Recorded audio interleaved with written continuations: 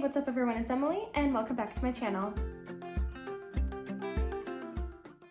So I haven't been doing TBRs and wrap-ups for August, and I think it's just because I make these TBRs and they do help in some sense with me getting to read certain books, especially if they've been on my TBR forever. But then I feel like I kind of pigeonhole myself, and part of me really likes that, but I wanted to try this month, the month of September, with not doing a TBR and just kind of reading what I want.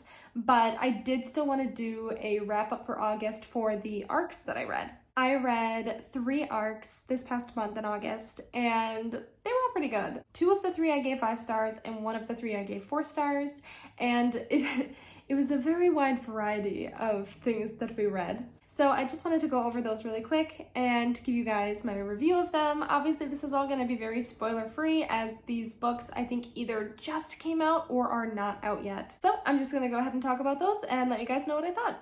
The first arc I read last month is called Rethinking Gender by Louis Lauger, and this book was not super great as an ebook, but as a print book, I think this would be excellent. Unfortunately, because I received it through NetGalley, it was an ebook, and I think just the way that this book works, it's not right for that format. It's part informative, and then the other part is journaling and reading stories from people. The book itself is about breaking down social constructs of gender from the beginning of time, basically, to what it is now. It does a really great job breaking down terminology of things that are maybe lesser well known by like the masses in a really, really informative way. I think that they did a great job objectively looking at these things and teaching the history of gender and social constructs. It bleeds a little bit into sexuality and what that means and what it means for trans folk as well.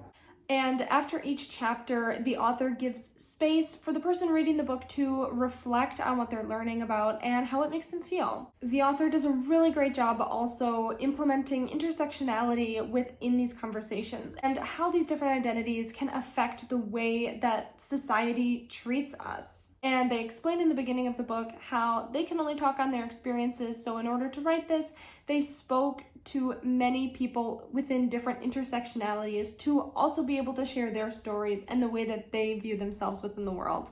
I thought that this was a really great beginner's guide to gender, sexuality, and everything in between, going from the history of gender all the way to what that means for us in society today. It also doesn't shy away from the harder topics that people don't really want to talk about, including a lot of the prejudice that is given to trans folk and people of all genders and sexualities. I thought overall it was a really informative and emotional piece that I would definitely recommend to anyone, but I would definitely recommend it in print so that you can utilize the journal entries instead of an ebook. And so I gave Rethinking Gender 5 stars. The next book I read last month is Artemis Made Me Do It by Tristan Mater. I think that's how you pronounce her last name, I'm really not sure. And this was a really, really quick read. It was a short collection of poems, but what made this one unique is that half the poems were written from Trista's point of view and the other half were written from Artemis, like the Greek goddess Artemis's point of view. I thought it did a really great job exploring femininity and breaking away from the mold that society kind of puts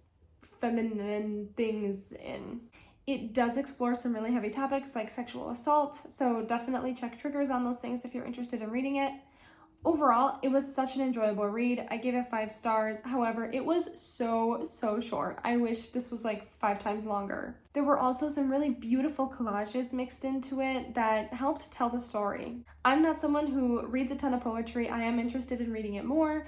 It reminds me a little bit of the poetry that you find in Milk and Honey, but maybe a little bit less on the nose as some of those poems are. There's definitely a little bit of room for interpretation, but it's pretty clear what the author is talking about. Overall, I thought it was a really beautiful read and explores some really tough subjects in a very poetic and beautiful way.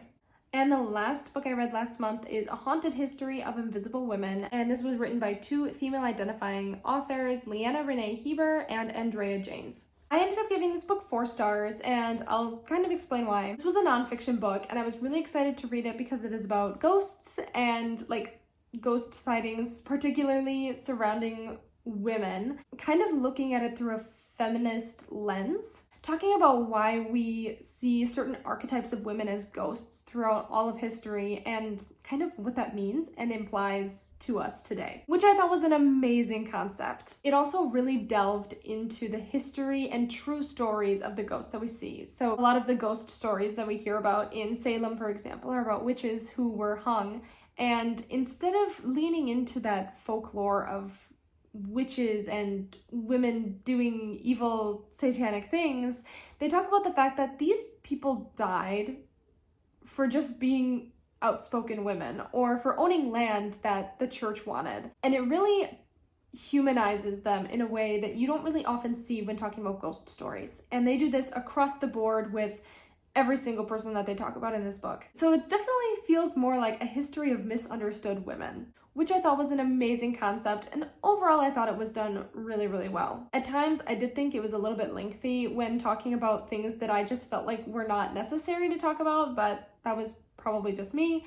And I do think that even though we're looking at it through a feminist lens, some of the takes that they had on these stories was a little bit of a stretch. Like I thought they were stretching a bit. Without getting into too much detail, I just think the way that they were speaking about some of the stories and women in these stories, I just thought it was a minimalizing of their lives, just to the core that they are a woman. I don't know. That might just be me reading in it too sensitively. It's hard when you're looking at historical things because a lot of history did not want to keep records on women because it was seen that they were not important enough to remember. So I'm really glad that we have books like this that can take a look at the people behind these stories, as well as help educate people as to why we see female ghosts a certain way, if that makes sense. I'm not doing a really great job explaining it, but if I go into too much detail, I feel like I'm giving too much away. This book I do know is already published though, so if you are interested in reading it this fall for spooky season, I definitely would recommend it to anyone who's into something a bit more nonfiction and wants to learn some more history about ghosts and women. So those are all the arcs that I read last month. Let me know down below if you're interested in reading any of them. I'd love to hear your thoughts if you do end up picking it up. As always, thank you so much for watching. I hope you have a great rest of your day, and I can't wait to see you in the next one.